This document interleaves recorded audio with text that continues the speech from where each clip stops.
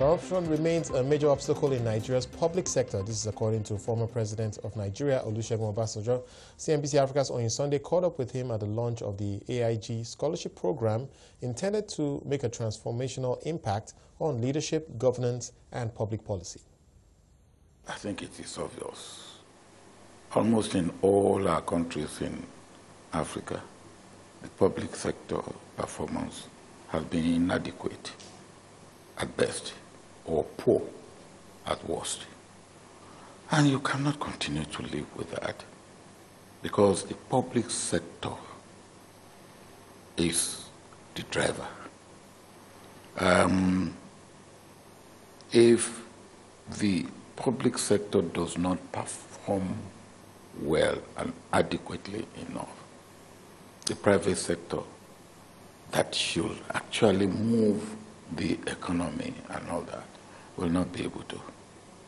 It will also underperform, because public sector has to set the stage, and in setting the stage, the private sector can move on and do what it needs to do.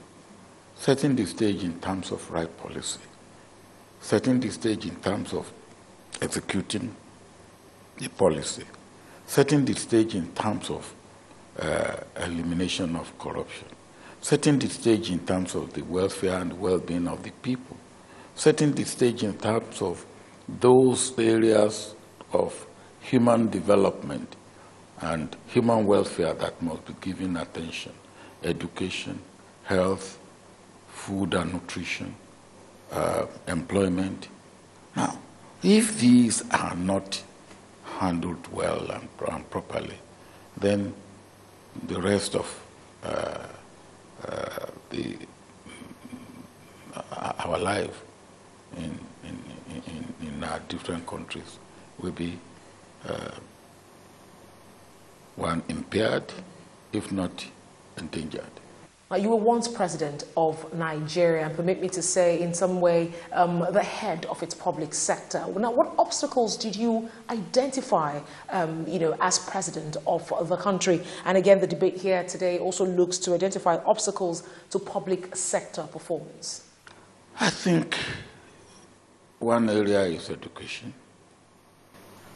You cannot develop a country if 50% of your population do not have education to develop their innate capacity to the optimum.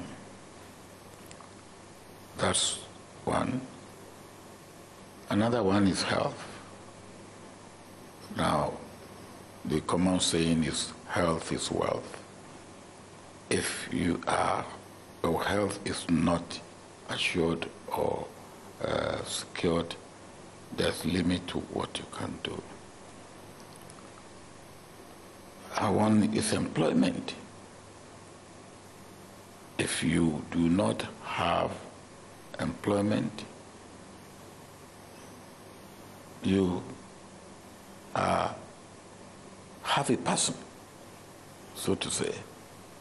So these are some of the areas that, and they are essentially areas for the public sector. They are essentially public sector areas. Of course, there can be complementary effort or supplementary effort by the private sector. The major area of the private sector is in the economic production. But the area of the welfare, the policy that set the stage for the private sector to be able to perform and make progress, that is the responsibility of the public sector.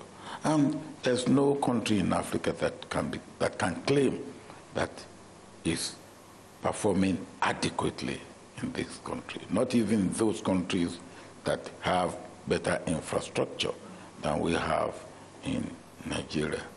We are still strugglers. Now, there are those who say most of the obstacles in the public sector are man-made when you talk about, of course, the bureaucratic bottlenecks in Nigeria's public sector. What's your view on this? Well, I don't know what they mean by the bottleneck, but man-made in the sense that, yes, there are certain things that we should have done that we have not done. I will agree with that. But it depends on what you call bottleneck. That there are areas where we should have made reforms, we should have done things differently, and things were not done differently the way we should have done them. We have put